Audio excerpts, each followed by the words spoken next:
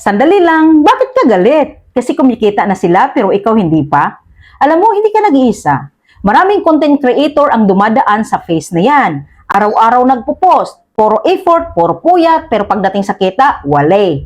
Ang masakit, habang ikaw pagod na pagod, yung iba tahimik lang, pero tuloy-tuloy ang income. Ito ngayon ang tanong, sila ba ang may problema o may kailangan ka pang ayusin? Unahin natin to, hindi unfair ang platform. Hindi rin pinipili lang ang my favorite. Ang totoo, binabayaran ng tao ang value, hindi ang effort. Kahit gaano ka pa kasipag kung walang malinaw na napapala ang audience mo, walang dahilan para kumita ka. Yung kumikita na, hindi sila perpekto, pero may isang bagay sila na madalas wala pa ang iba, yung tiwala ng audience. So paano nabubuo ang tiwala? Una, consistency. Hindi lang consistency sa pagpo-post, kundi consistency sa mensahe. Alam ng tao kung ano ang nakukuha nila sa'yo. Pangalawa, clarity. Hindi ka pwedeng sabay-sabay ang gusto. Motivation ngayon, benta bukas, drama kinabukasan, nalilito ang audience.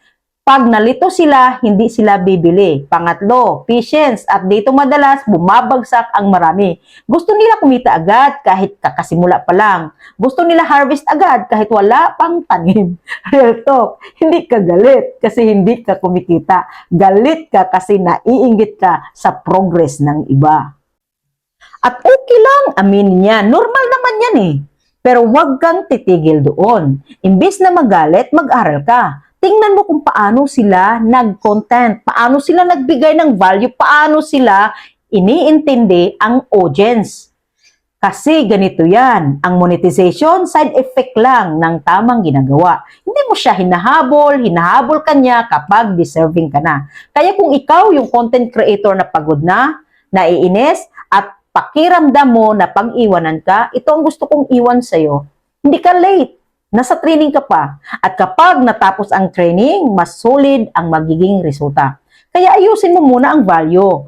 Ayusin mo muna ang sarili mo bilang creator. At darating din ang araw na hindi ka na magtatanong kung kailan ka kikita. Kasi kusa na siyang pumapasok. Natulungan ba kita? Please like, follow, and share.